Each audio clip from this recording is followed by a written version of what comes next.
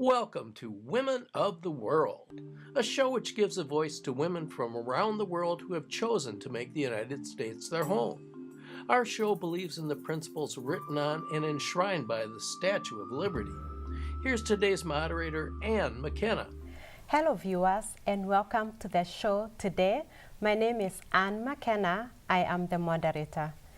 I have an amazing guest to the studio today, and she's going to be sharing a very interesting subject that is also very important and need to be talked about.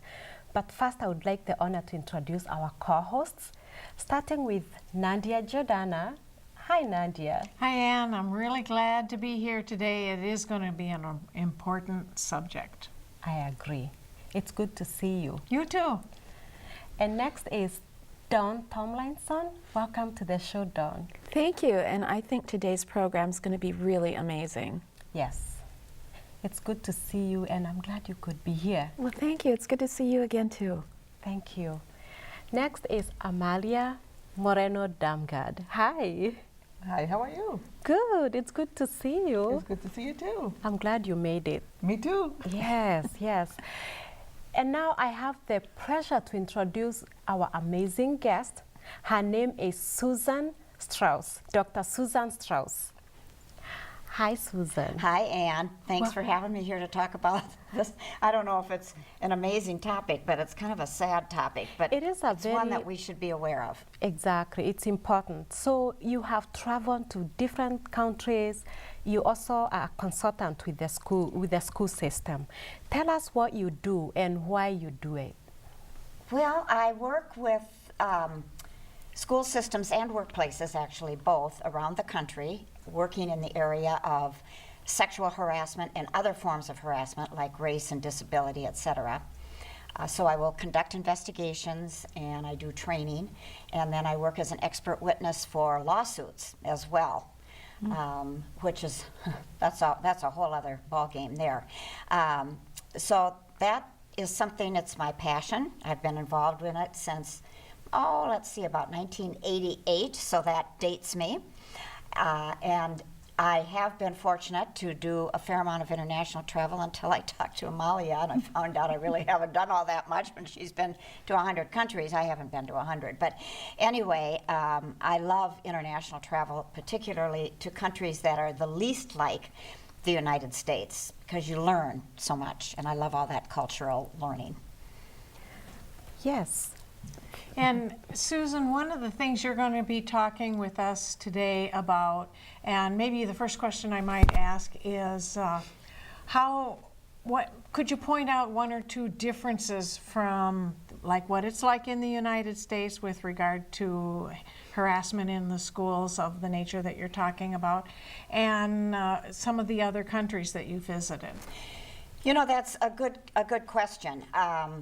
A couple of years ago, for example, I was in Bali for 3 days doing a conference with some other people, and they wanted to look at this issue as well as bullying in the schools and other kinds of abuse, particularly of teachers to students. One of the challenges when we are looking at this whole issue of sexual harassment, sexual abuse, is the terminology that we use around the world. Some countries do not even have the construct of sexual harassment. It just doesn't, the behavior exists, but they don't even know what you mean. So when you've got people that are trying to do research to find out what is really going on in schools, it's difficult if they don't have the same ideas and the same construct. So they use different terms like gendered bullying, for example, or they might use sexual harassment or gendered violence. So we've got different terms that are being used, and because of that, it tweaks the research that's going on. So sometimes we don't always get a real clear idea of how it varies. For the most part, the United States, Canada, and most of the Western countries of Europe, from my research, all operate very similarly. Our laws are very similar, etc. But when you get into the Asian countries and the African countries, that's where we really see a lot of, there's a lot of difference in that there's a lot more sexual assault that occurs in the schools. I've not been able to find any information about South America when I had done a review of the literature. So most of it was the United States, Western Europe, a little bit on Russia, but not a lot. Otherwise, other countries in Asia and then Africa. Those, oh, I mean, the abuse to those girls. Boys experience it too, by the way, but not to the same degree as girls do, because girls are considered much less than a boy. And the abuse begins while they're coming to school. I mean, they don't have to be in the school even for it to occur. It occurs in the bathrooms by the male teachers.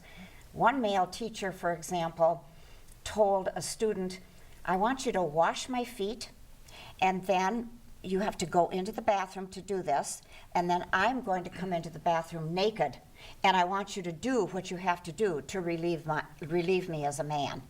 I don't think we'd see that here. No. We might see part of it, but not the washing the feet thing. So it seems to be more severe. It seems to be tolerated much more, particularly again in the Asian and African countries. Much of it can be a ramification of poverty and war and other kinds of conflicts that have been attributed to those parts of the world, which we don't see the war and that kind of conflict here in the US or Canada or even Western Europe. Mm-hmm. So in my opinion, anyway, in Asia and Africa, it's more egregious, it's more out there.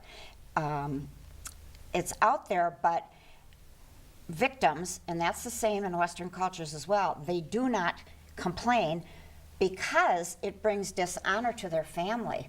Mm-hmm. And what can happen is they blame the victim, the girl, and if in fact she ends up getting pregnant or HIV or any other STD, then the whole community finds out, and some fathers will say, it's best if I were to kill my daughter than to have this dishonor brought upon my family.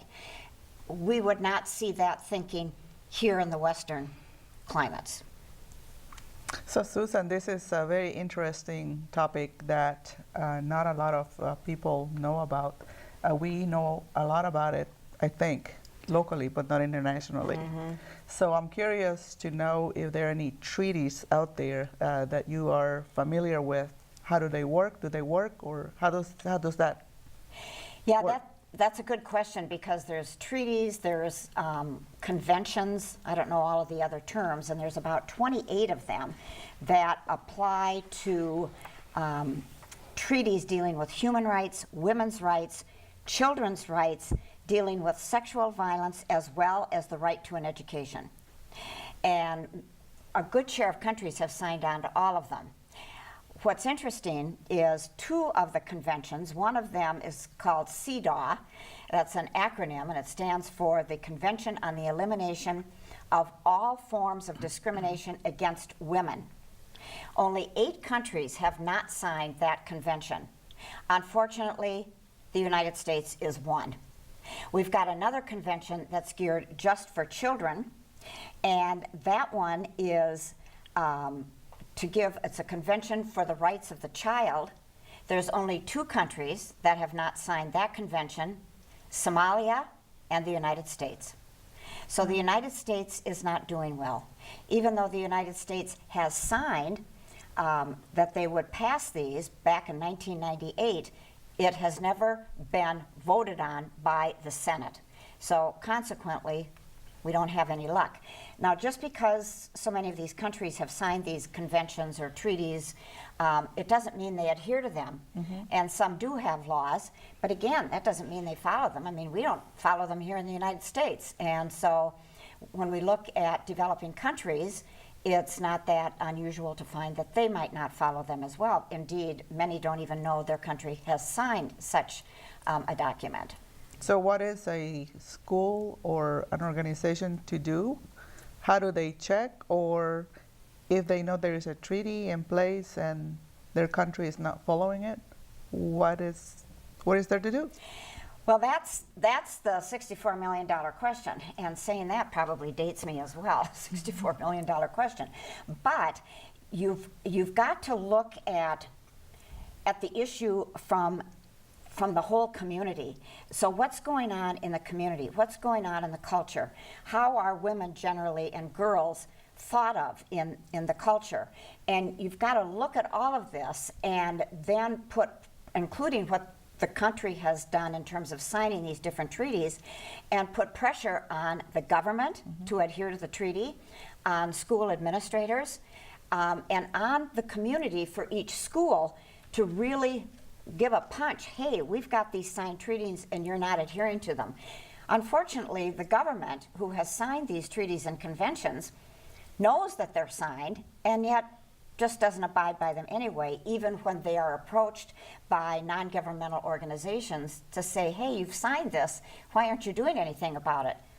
Oh well, and it's because girls are not well thought of. They're inferior. We've got countries where it's the masculine hegemony that rules the roost. And as a result, it's just not considered that important to protect children. And while most of this is relegated to girls, we know that boys are also sexually assaulted and sexually harassed. But you've got to get activists involved.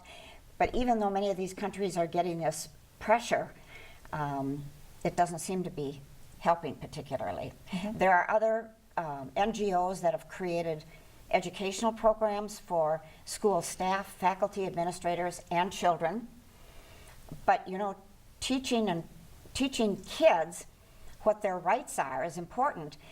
But if they're in an environment where it's not safe, where they can't even go in and go to the bathroom without being accosted, and administrators and governments know this is going on, that's what happens is parents don't send their kids to school anymore. So now we have a problem around the world of girls not getting an education, and the research is heavy about when girls don't get an education, their society diminishes, their economics diminish, Absolutely. and nobody wins.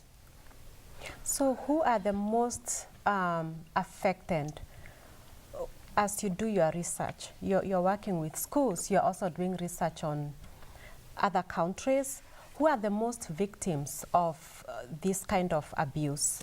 Primarily it's marginalized students, let's say disabled students, but the thing that probably plays the biggest role is kids that live in poverty. Because this is what will happen. A teacher will, well, not only teachers, but when kids are on their way to school, taxi cab drivers and what they call sugar daddies will be calling out vulgar, sexually offensive words to these girls. And they'll say, if you come here and have sex with me, I'm going to give you gifts, I'll give you money. Teachers will do the same thing. And so if you're a poor girl and your family is poor, you start to give in so that you can get money to bring back to your family. Some of these girls report that if they don't give in to the teacher, they risk being physically assaulted by the teacher, not to mention getting their grades lowered, and so they feel like they need to drop out. Some of the richer families, the girls will sometimes go to an all-girls school. However, those all-girls schools will also have male teachers. So even then, they are not necessarily protected. It seems to me like the opportunity there for abuse of any kind goes beyond schools. When you go into these countries and you work in particularly schools, but you hear that the abuse goes beyond that. Yes. That there's opportunity. Yes, I think that's a good point, because the school is a microcosm of society, so what these girls are experiencing in school is, of course, going on in the larger culture of the country. I mean, whether that's the United States or Spain or Portugal or Asia, anywhere in Asia or in Africa, you're right on. In Zimbabwe, the men that will call out these offensive names to the girls are called sugar daddies. In India, verbal harassment is called eve teasing. It's hyphenated, eve teasing. And then I think it was in India as well, there's a term called ragging, R-A-G-G-I-N-G, and that's when these the boys get sadistic pleasure out of tormenting the girls. So there's even terms that are used in these different countries to represent the misconduct that these girls experience. And do these young men or older men get rewarded for their behavior by their comrades? Like, oh, you know, you really did that one well, or... Yes, they are supported not only by their peers, but by the teachers as well. And when the teachers are sexually harassing, I'm going to use our term, or sexually abusing girls in the classroom, Right. in front of other girls and boys, they're role modeling that behavior so that the boys then can continue in the same realm, and nobody thinks anything of it. So these poor girls are just... It just continues. It just does. reiterates And itself. then in some schools, because they don't have enough room in a physical building, you have class outside underneath a tree. And so any man that walks by will yell offensive, sexually vulgar comments to these girls, and nobody intervenes. And then when the girls want to walk home, they try to walk home in a group, because some of them say there's as many as 100 boys that are outside the gate of the school. And as they walk by, they just spew all this nasty, vulgar commentary to these girls. And unfortunately, I come from Kenya, and so you see some of those girls, they report, and they are actually hushed and commanded not to talk about it, or they are actually accused of being the ones that are not defending themselves or protecting themselves. So even the government, the policemen will laugh. If a woman or a girl go to report, they laugh at the girl and say, what were you doing? What were you thinking? Like it was your fault. So is there anything, are there studies that you are finding out that are gearing towards some solutions? Yes, a lot of the NGOs are going into schools, and I'm glad you brought that up, because that happens around the world, where the girl is re-victimized by being blamed, and she will assume that it was her fault. After all, if she wouldn't have dressed that way, it wouldn't have happened. If she would not have made some comment, it wouldn't have happened. So girls' self-esteem just continues to go down. They don't have any sense of empowerment themselves. So some of the NGOs are trying to get into schools to teach the girls about self-concept, about their own empowerment, and that they are never to blame for what happens. But sometimes it's difficult, because if an NGO goes in to try to teach this, but the country, as you mentioned, police officers, the government, et cetera, and even their families believe that girls are less than, and this is what they've grown up with, just going in and doing some teaching in and of itself is probably not going to change it when they go back into that school environment and they're subjected to all that sexual misconduct over and over again. Because the problem is culturally ingrained. That's right. And the issue needs to be to the boys, don't do it. I'm not saying girls don't need to learn some assertiveness skills, same with here in Europe, but the issue needs to be less on what girls need to do, they need to learn that, but more on what is going on with our society, that we are allowing boys, teaching boys and men to embark in this type of sexual misconduct. And there's an issue, is there not, in certain communities, certain cities, certain countries, probably has a lot to do with poverty, where the lack of or poor quality of bathroom facilities promotes this kind of behavior, and these things were happening because the girls don't have a safe place to go. That's right, and then you add to it, you're right about the bathrooms, and then you add to it that this misconduct begins when they're in the elementary school, but once they hit puberty, it escalates exponentially. And then, of course, when these girls have their periods, many of them stay home anyway because they don't have access to sanitary products. But here, if they do have them and they try to go into the bathroom to go to the bathroom, or because they have their period, it really ends up being even a double whammy because they're there. There's no locked doors that they can go into. And so anybody from off the streets, teachers, male classmates, can enter that bathroom stall You're right. So it becomes a public health issue as well because of any of the STDs or HIV that can be transmitted, as well as pregnancy. And it transcends class and culture and religion and race. It transcends all of it. You mentioned conflict, and I was just curious, in areas of conflict, if they're making any progress at all, do you find that that just takes it in reverse in a situation where things are just a mess anyway? You may remember a couple of years ago, in fact, I think it was 2014, where 200 girls were kidnapped from their village while they were in school and taken away and basically to be used as sex slaves. And that was by a group that was where it was politically motivated. Some of those girls have returned. Some of them were pregnant. They came back with children.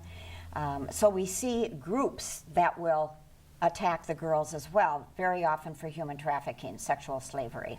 That's so sad. So I am interested about one particular thing.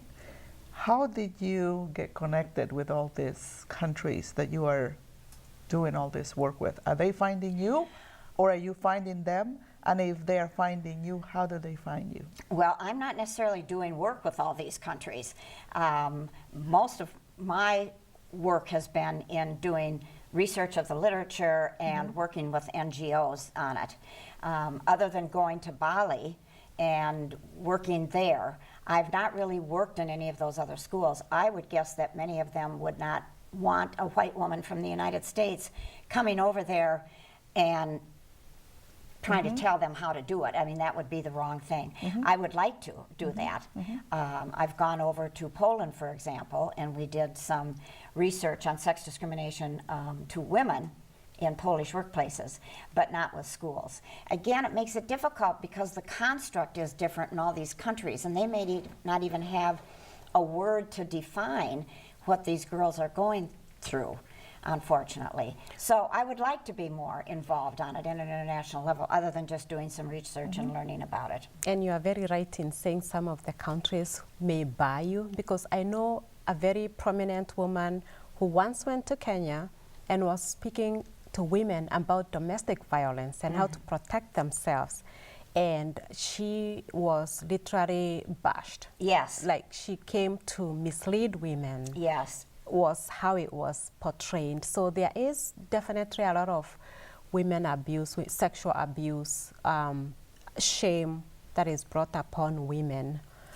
And Anne, you bring up a good point, I think, because anytime we go into another country, I think that, I can only speak for myself, but I think it's true, you really need to do your research and be understanding about the mores of that culture and not think that everybody has to do it the way that we do it.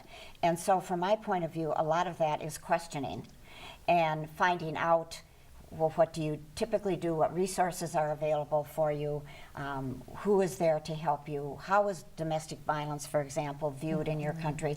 So it's a lot of asking questions rather than coming in and saying, I'm from the United States and I know what the deal is here. And I think that is a mistake that that can be made, for sure. So where can we find more information about the work that you are doing and about you? Probably the best would be on my website, which is just straussconsulting.net. I'm also on LinkedIn, so you can find out information there as well. And to find out more information about what's become normal in schools around the world is, boy, you can Google sexual violence or gendered violence to girls in schools around the world, and there is just a bunch of information there. So that would be your best bet. I'd like to just add one more thing, and that is that this behavior has become so normalized, not only in the countries that are developing, but also in Western countries, including the US, that a lot of girls do not even recognize the behavior as a form of misconduct and abuse. They'll say it's no big deal, that's just the way it is. They've just grown to accept it, which is really tragic.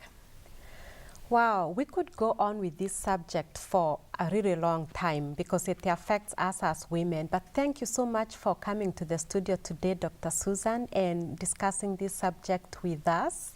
Thank you. I appreciate the opportunity. Yes. And to my co-hosts, Amalia, thank you for being here today. My pleasure.